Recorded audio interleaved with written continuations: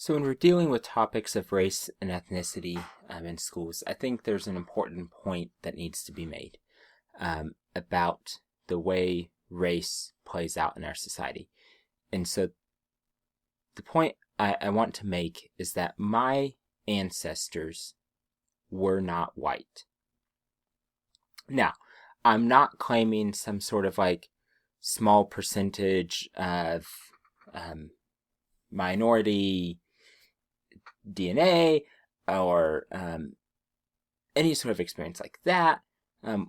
Rather, the definition, or not really the definition, but the inclusion of who counts as being white is something that's changed. So what whiteness is has changed over time.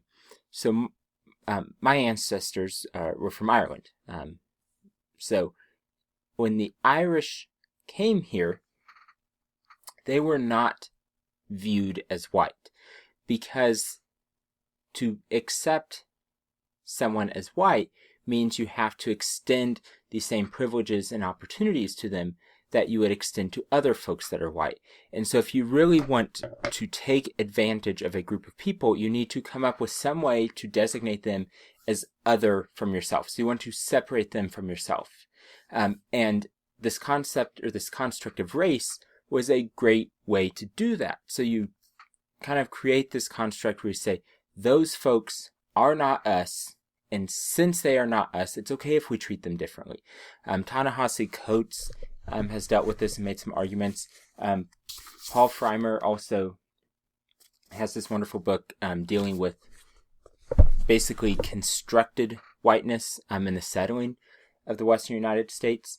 But the point here is that who counts as white has changed. And in fact, the point that the Irish, the point that my ancestors became white, that we started to be treated as such, was with the Homestead Act. And when letting us be white helped to challenge or address the tribes in the Great Plains, and that helped us to be on the side of folks that would wish for those tribes to not have power, we became white. So they changed the definition.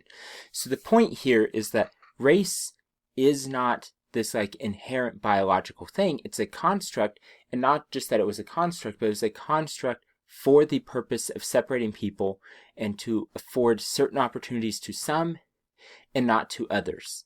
I think there's this temptation to say that, it's just biological and it doesn't matter, so we can just kind of treat it as we want to act as though we are colorblind and that we just ignore race or that we don't see race.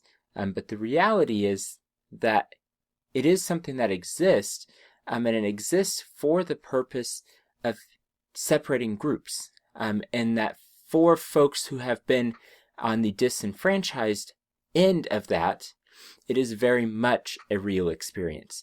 And so that's something that we need to be mindful of. It's something we need to kind of consider the implications of. And most importantly, in the classroom, it's something we need to be sympathetic towards. So in the classroom, it would be tempting to act as though, I don't see race. It doesn't exist. But for students for whom race has been used as a criteria to disenfranchise them or set them aside in a way that's negative or deprive them of opportunities or whatever, it is very real for them.